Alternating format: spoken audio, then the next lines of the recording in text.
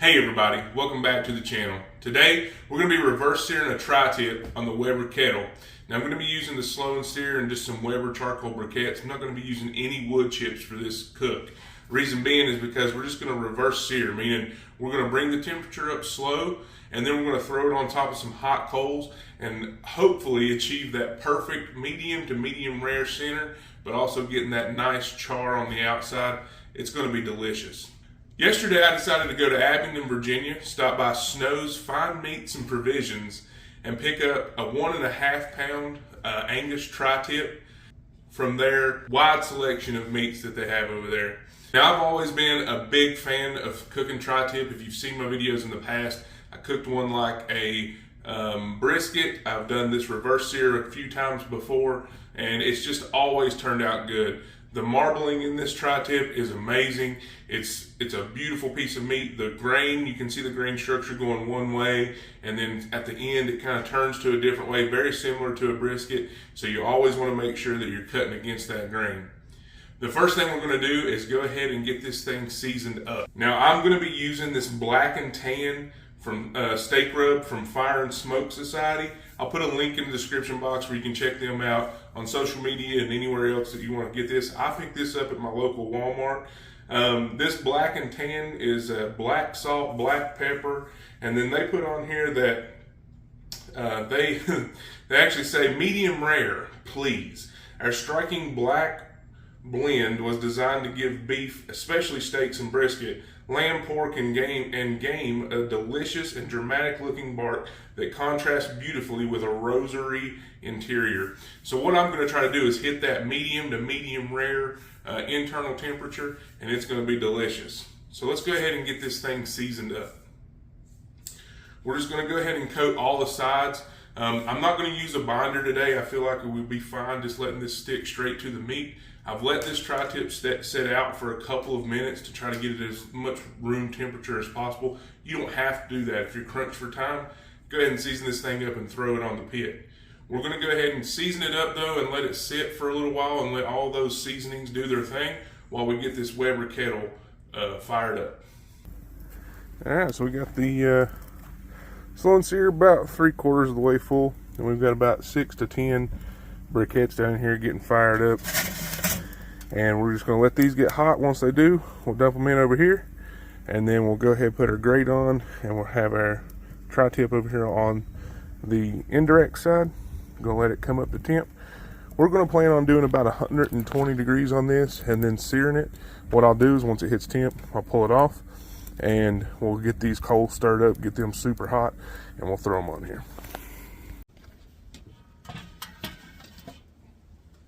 Alright guys, you can see we've got the tri-tip on the grill.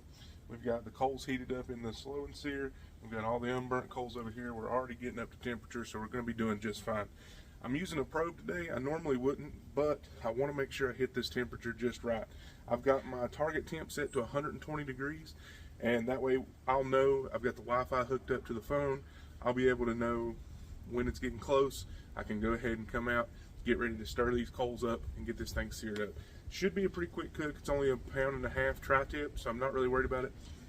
Once again, we're out here and it's snowing, but hey, the show must go on.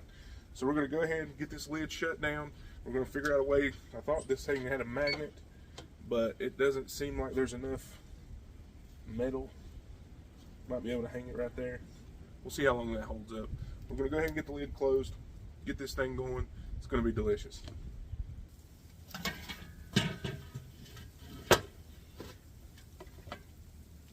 Like always, we're going to have our top damper about halfway to 3/4 of the way closed, and then we've got our bottom damper. We're going to have it about a quarter of the way open too, just to kind of restrict as much airflow to keep that temperature fairly regulated. Now I don't have an inside temp probe. This temperature probe on the top of the kettle is pretty much useless. It's going to be the hottest point because that's exact right over top of where the heat source is. So we're not really going to worry about that. We're just going to let the slow and sear do its thing, and we're going to go from there. Right now, internal temp on the tri-tip is 46 degrees. Like I said, target temp of 120. I'm going to say it's going to take about 1.5 hours. Might be a little bit optimistic, but we'll see. But we'll check back in then. All right, guys. Current internal temperature is 118 degrees. We've been on about 55, 56 minutes, roughly. I'm going to go ahead and pull the tri-tip off of the cooker so that I can get these coals ready for the sear. Now, it's still going to cook a little bit when I pull it off, so that's why I'm going ahead and pulling it off early. Again, I don't want to overdo this. I would rather undercook it than overcook it. If you like your meat well done, or well, eat chicken. But if you want yours a little bit more done than what I'm shooting for, which is around 135 to 140-ish degrees, more of a medium rare to medium kind of cook, then you can go ahead and let this go a little bit longer. But I'm going to go ahead and pull it. Again, it's 118 degrees right now, but it will carry over a little bit while I'm getting the coals ready. So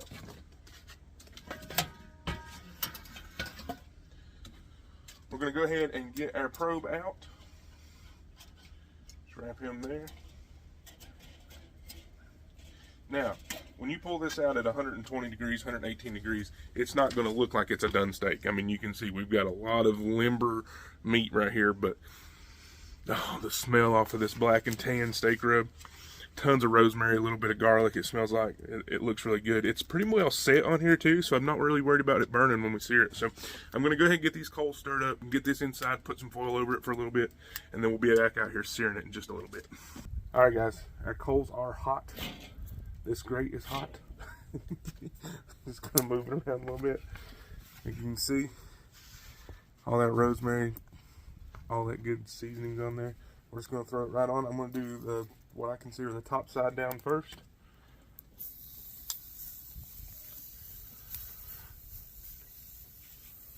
Now, I threw it on a cold grate. I had just rotated the grate around. That's why this side was so hot. So that's why you don't hear the huge sear. That's to help keep it from burning and things like that, but there's some other science behind doing cold grate, and I don't really know, but that's why I do it, is so that it doesn't just burn right on the outside, and we actually use the heat instead of the hot grate. We're going to let this sear on this side for 1 minute. Timer starts now. Well, we'll say right at 11:10. All right, that's 1 minute on that side. We're just going to go ahead and flip it straight over. Do a minute on this side.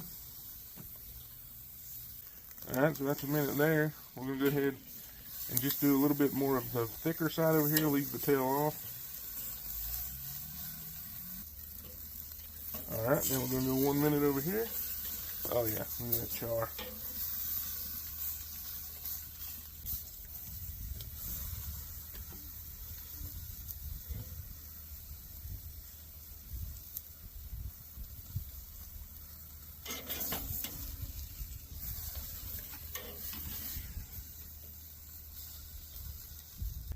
I think we're good. We've done about 3-4 minutes total on the sear. I'm getting it in the house. Let's go get this thing on the cutting board. I'll meet y'all there. All right, guys, there we go. Reverse seared tri-tip on the Weber Kettle using the slow and sear and the black and tan steak rub from Fire and Smoke Society. This thing looks amazing. It smells, the smell, like smell-o-vision would probably be y'all's best friend right now. I can't tell you how good this thing smells. It looks great. I love that black texture, that black outer coloring that it puts on there. I'm hoping that I've hit this internal temp just right. I'm hoping. We'll find out. Let's go ahead and get this thing cut up so that we can do the most important part, which is eat it. All right? All right, guys. So like I said before, the grain on a tri-tip kind of does weird things. Here on the top, you see it's mostly going this way, but then it kind of on the bottom side, it more goes straight. So it's here, but then it kind of goes here. So what we're going to do to make this easy to cut, because you always want to cut it against the grain, we're going to cut it in half right there where it kind of starts to change course. And this is going to be the tail of how we did. Look at that. That is perfect, medium, rare tri-tip in my book, folks. Oh, baby. Let's go ahead and get this thing cut. Again, going against the grain. We're going to do thin slices because you could make things like sandwiches. You could make, well, sandwiches. You could cut it thin, eat it like beef jerky. I'm just going to eat it. Y'all know I'm kind of trying to do this low carb thing. Look at that. Look at that. Pull apart tender.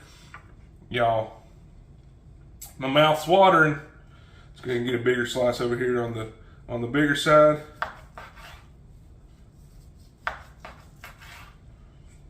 I mean, that's like roast beef almost. This is going to be awesome. Look at that. That black contrast with that red. Oh, they ain't kidding. That looks amazing. Let's get a bite. I figured I'd bring y'all in close up for this one. This is going to be awesome. I wish y'all could smell this. Look at this.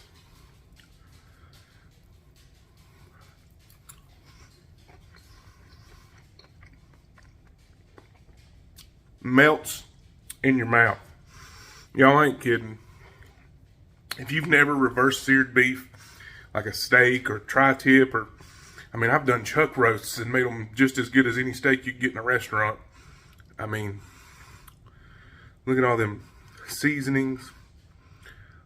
Everything that's in that rub works amazing. Overall, guys, this was a great cook. I'm super happy with how it came out. I've even used a little bit of my butter from the last video. Go check that out if you want to. The iCard up above. I mixed a little bit of Creole seasoning in with it and put it on top of here. Just some little pads. Y'all, no joke. This is legit. Reverse sear your beef, folks. You won't be disappointed. Juicy, tender. And even though we didn't use any wood, perfect taste of charcoal. If you like that sort of thing, it's awesome. This rub from Fire and Smoke Society, 10 out of 10, recommend it. Try it out. It's got a great flavor. A little bit of salt, a little bit of rosemary. They really work good together. That's going to do it for this video, guys. I appreciate you for watching. I hope you're enjoying this new content. I'm really enjoying making it. If you do, be sure to give us a thumbs up. Be sure to subscribe if you're new. And as always, guys, y'all stick with me. We'll see what we can do. Thanks, guys. God bless.